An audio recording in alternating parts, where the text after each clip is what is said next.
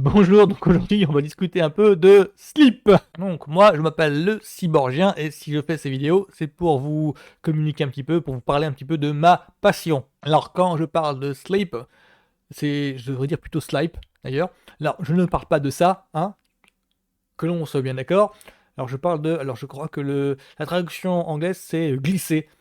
C'est par rapport au contexte de la série. Alors, moi, je dois avouer que cette série-là m'a un petit peu déçu, dans le sens où, alors, le contexte de la série, le point de départ, moi, m'excitait à mort. C'est pour ça que j'ai regardé le truc. J'ai vu la fiche technique, j'ai vu le résumé, j'ai dit, oh putain, ça va être une série pour moi, je suis bien cli.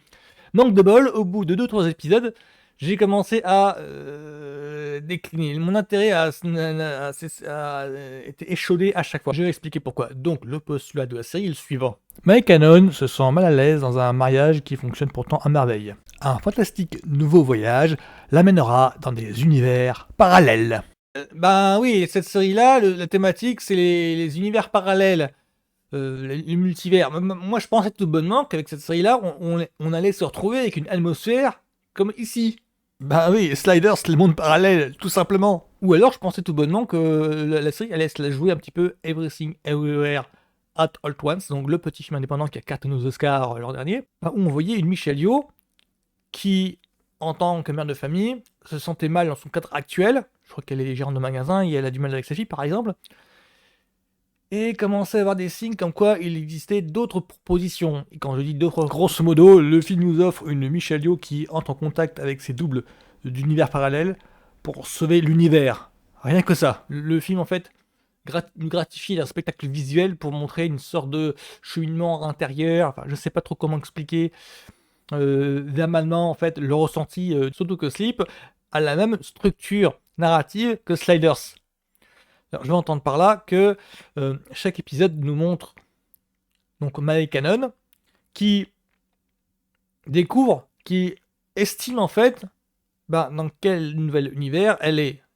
Quelle est la dynamique de sa personne dans cet univers-là. Genre elle est mariée à qui, genre elle fréquente qui, voilà, tout ça dans ce nouveau cadre. Et un petit peu comme Sliders, c'est le monde parallèle. Sauf que moi, ma déception à ce niveau-là, c'est que je pensais que les univers parallèles allaient lui offrir vraiment des gros décalages, comme dans Sliders. Je veux dire par là que dans Sliders, c'est le monde parallèle.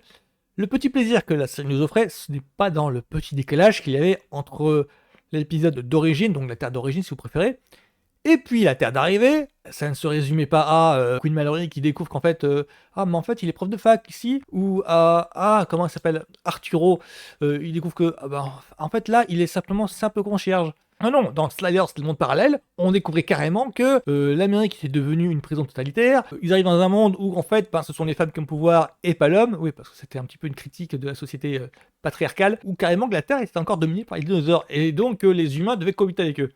Ce genre de délire-là. Il n'y avait pas eu aussi un délire comme quoi le monde était régi par les lois de la télé-réalité, enfin un truc dans ce genre-là. C'était vraiment imaginez un Fear Factor, mais où le cadre n'est plus le cadre de tournage, le cadre studio, mais carrément une ville entière ou carrément le monde entier. C'est un peu ça dont je parle. Mais mes souvenirs sont trop anciens pour vraiment être précis à ce niveau-là. Et c'est là ma plus grande décision en sujet de Sleep, c'est que Slipe, pardon, ça ne veut pas jouer sur le même terrain que Everything Everywhere at All Once au niveau du délire visuel, ni au niveau de Sliders le monde parallèle au niveau des thématiques. Ça reprend seulement la structure narrative, dans le sens où chaque épisode nous montre une dimension parallèle différente. Disons qu'avec Slipe, on se rapprocherait plutôt de Un jour sans fin de Harold Ramis.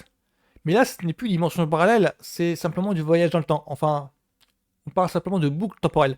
Dans le sens où la structure de Slipe, c'est qu'à chaque épisode, on voit donc Mike Cannon qui découvre la nouvelle dimension dans laquelle elle est. Sauf que sa façon de découvrir cette nouvelle dimension rappelle un peu pas mal le personnage joué par Bill Murray, qui revit sans cesse la même journée. Et, comment expliquer ça? Les différences entre dimensions sont tellement minimes qu'on n'a pas vraiment l'impression que ce sont des dimensions parallèles. Pas vraiment de gros trucs qui changent, il n'y a pas vraiment de... Par exemple, il n'y a pas une grosse critique de la société de consommation, il n'y a pas de grosse marque qui est inconnue. Là est le problème avec Slipe, j'ai pas l'impression que ça exploite beaucoup le thème des dimensions parallèles. Il n'y a pas de grosse différence entre les univers en fait. Il n'y a pas de bagnoles qui volent dans cet univers-là, il n'y a pas de personnages en plus, en fait, nouvelle race de personnes dans notre univers. Il n'y a pas non plus de vote vestimentaire extravagante, comme on aurait pu le trouver dans Sliders, ou comme Everything Everywhere à All Once. Il n'y a rien de tout ça. On a vraiment l'impression que la seule différence qu'il y a, c'est dans la dynamique que Mike Cannon entretient avec ses proches, avec son entourage. C'est la seule différence qu'il y a. Donc le pourquoi je compare ça plutôt à Un jour sans fin et non à Sliders ou Everything Everywhere at All Once, c'est que chaque épisode nous montre la vie qu'elle aurait eue si elle était en couple avec la personne qu'elle a rencontrée dans l'épisode précédent. Parce que le pourquoi je compare ça plutôt à Un jour sans fin et non à Everything Everywhere at All Once et Sliders, c'est parce que la structure narrative se rapproche plutôt de Un jour sans fin.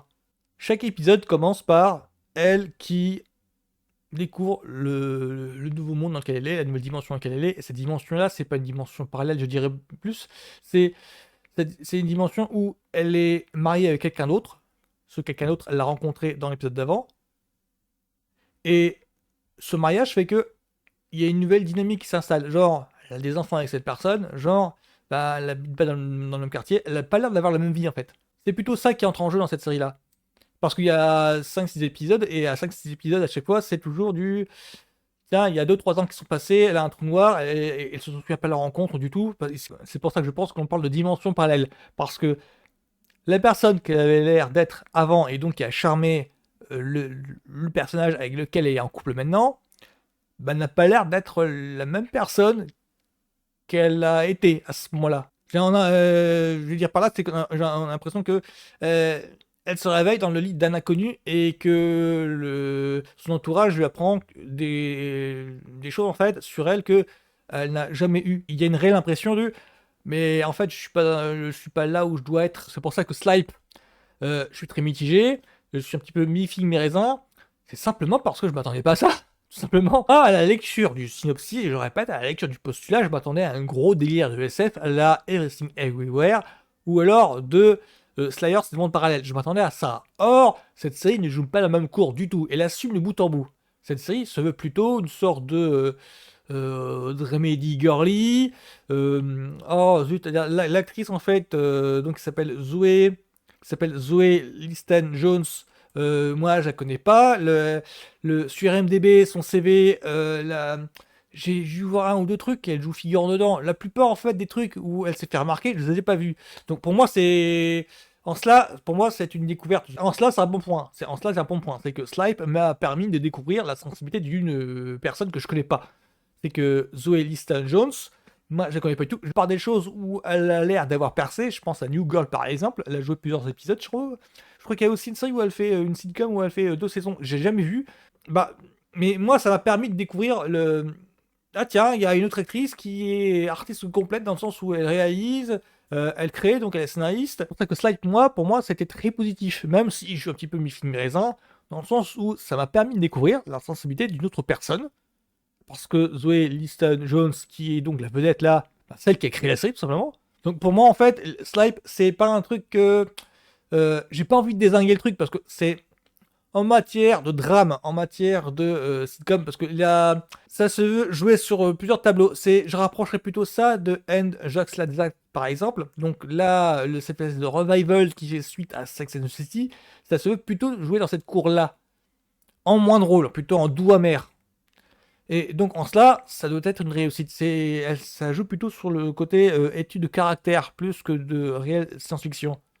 Si le postulat de science-fiction est un prétexte à l'étude de caractère. Enfin, ça c'est coutumier du fait, mais là encore plus. Parce que là, c'est vraiment très... On approfondit vraiment le côté intime du personnage. Là, c'est vraiment tout pour les personnages. C'est pas que c'est chiant. Voilà, il y a une balance qui est faite, et le côté intime du perso, le voyage intérieur qu'elle fait, sans avoir pour autant un délire visuel, parce que le voyage intérieur, c'est juste... des plans fixes sur les regards et elle qui se pose des questions. Pour moi, c'est très sincère à sa part. Pour moi, c'est très bien ficelé. Simplement que c'est pas à quoi je m'attendais, tout simplement.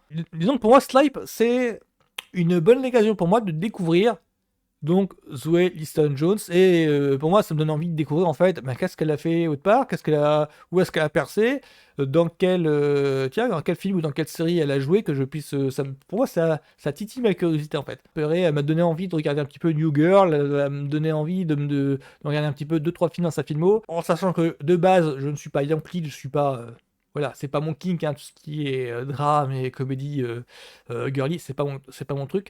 Mais quand même, là, elle est devenue une visage familière pour moi, à mes yeux. Donc pour moi, Sleep, je peux pas trop vous. C'est pas ma cam, hein, c'est clair, mais c'est quand même bien fait, c'est quand même bien monté, voilà, c'est quand même honnête sur son truc. C'est simplement que moi, tout de suite, je me suis laissé embarquer dans mon imagination, m'a fait des tours, voilà. Parce que la lecture du simple postulat, bah oui, mais ce genre de postulat-là, il y a encore dans les années 90 ou 80, ça pouvait donner naissance à ce genre de truc-là. Donc voilà, pour moi, Slipe, euh, c'est pas mal. Je suis pas Yankee en fait, c'est le truc. Je suis pas Yankee de ce genre de truc, mais ça peut être suffisamment bien foutu pour d'autres personnes pour se laisser embarquer dans ça. Donc voilà, ce sera tout pour moi. Donc bonne journée à tous, à plus.